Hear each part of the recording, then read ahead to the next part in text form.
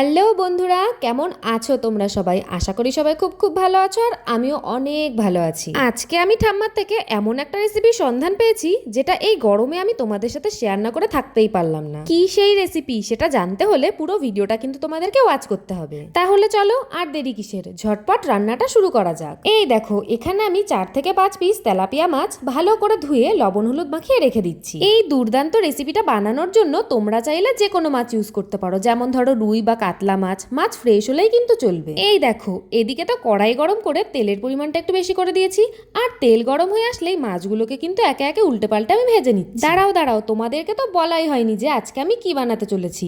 আজকে আমি কাঁচা আম দিয়ে তেলাপিয়া মাছের টক ঝাল বানাতে চলেছি। কি শুনে মনে হচ্ছে আম দিয়ে আবার কে মাছ খায়, তাই তো?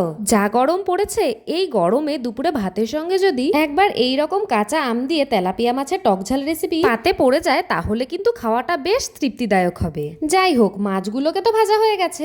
এরপর মাছগুলোকে তুলে রেখে ওই তেলেই আমি ফোড়নে দিয়ে দিচ্ছি 2টো শুকনো লঙ্কা আর বেশ কিছুটা সর্ষে। ফোড়নটা একটু ভাজা ভাজা হয়ে আসলেই এবার কিন্তু আমি আলুগুলোকে ভেজে নিচ্ছি। তোমরা চাইলে কিন্তু এই রেসিপিতে আলুটা স্কিপও করতে পারো। এই দেখো, আলুগুলো কিন্তু একদম লাল লাল করে ভাজা হয়ে গেছে। আর এখন আমি এই আলুগুলোর মধ্যে অ্যাড করে দিচ্ছি পাতলা পাতলা করে কেটে রাখা কাঁচা আম।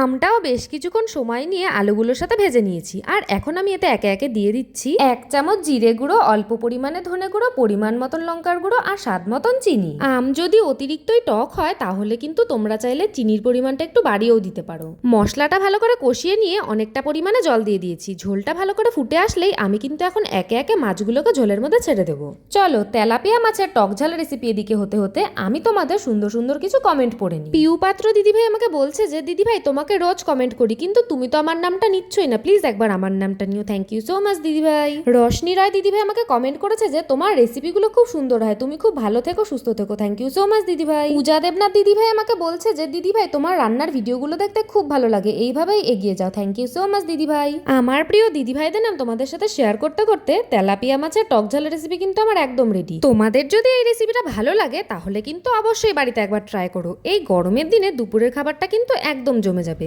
আজকের মতন এইটুকুই। সবাই ভালো থেকো, সুস্থ থেকো। চলে আসবো আবার নতুন আর একটা রান্নার ভিডিও নিয়ে। তো চলো সবাইকে টাটা।